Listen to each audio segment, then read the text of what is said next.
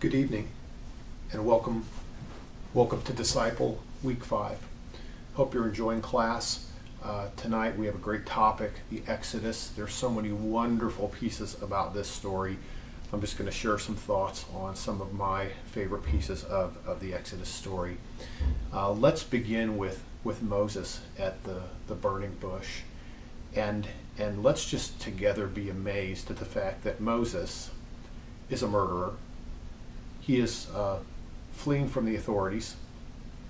He's married a woman that's not a Hebrew, and her father is a pagan priest.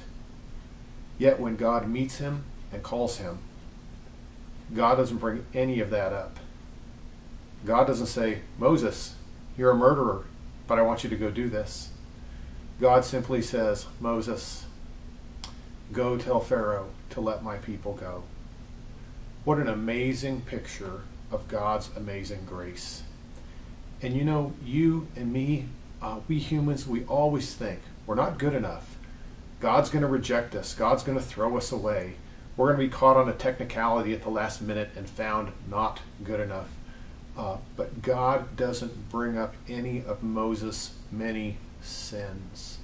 But what does that say for us? God's not going to wait for us to straighten out. God's not going to wait for us to become perfect before he wants to use us. And we need to get our hearts and minds open to the idea that yes, in my imperfect state, God wants to use me. God wants to use you. The second thing that is interesting about this encounter is God asks Moses to do something that Moses is not comfortable doing. Moses says, well, you know, Lord, I'm really not a very comfortable speaker. I really think you should pick someone else. And of course, God allows Moses to take Aaron with him. But there's a great lesson here that God often, not always, but often calls us into places where we are not comfortable. In fact, if we only went to do things for God where we were comfortable, we would always be acting out of our own strength. But here is an opportunity in our weakness for God to be strong. Here, as we follow his call into places that make us uncomfortable, God is able to be strong in our lives in ways that we otherwise might not get to know him. Our very sense of discomfort points us toward him, causes us to lean toward him in prayer. And so by following God into areas that you're not comfortable, you will actually come to know him, to learn of him in greater ways than you have in the past.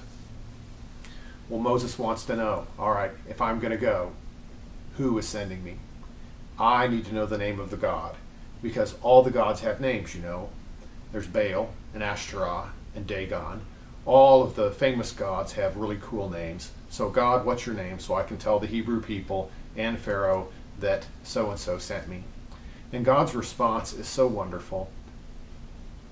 You want a name? Tell them, I am that I am has sent me. Now what does that mean? Well, it's not what he was expecting. And it certainly isn't anything that can be fit into a box. God is the ground of our being.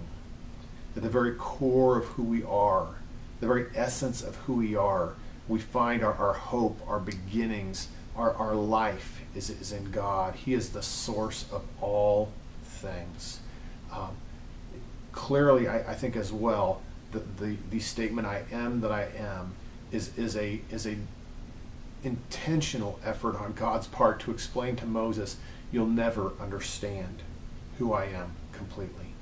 I am mysterious and wonderful, magnificent and giant.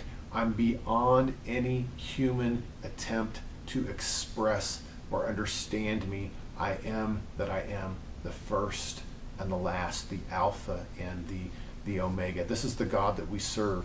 So big, so wonderful, so amazing.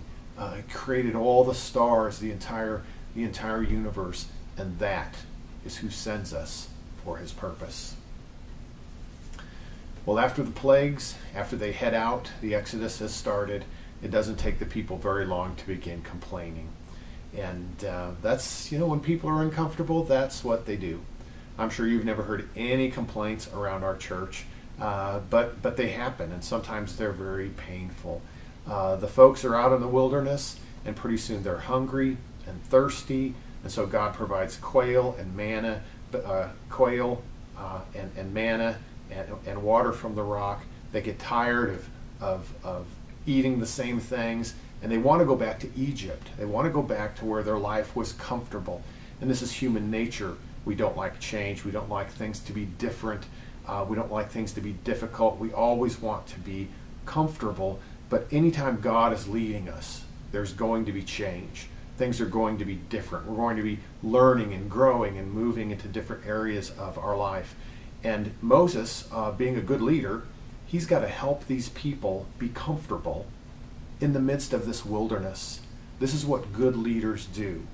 They help people that are distressed and uncomfortable to be comfortable in the wilderness. One of the best things that you can do, that I can do for friends, for neighbors, for relatives, for people at our church that are distressed over difficult changes in their life, or something's happening at the church, we added on, we have these new services. Discomfort is a natural part of life. Sometimes one of the very best things you can do to someone is just get a hold of them like a hoarse whisperer and say, everything's going to be okay. Everything's fine. Yes, this is different, but everything's fine. God is with us. The Israelites, many of them didn't get to enter into the promised land. And we're not always cured of everything the way we wish we would be. We're not always delivered in every way that we want to be. But God was with the Israelites. They had the pillar of fire by night, the pillar of cloud by day. Even though they had problems that weren't resolved in many cases, and many of them died in the wilderness, God was with them every step of the way. And this is a wonderful message for us. We aren't always delivered. We aren't always cured. It isn't always fixed. But God is always with us. And isn't that really the point? Not that I would be comfortable, not that things are always going to go my way, but that I know and have the confidence in my heart, in my life, the assurance in my soul that our Father has his arms around me. God never leaves us or forsakes us. Well, thank you for listening. Enjoy your class tonight. God bless you.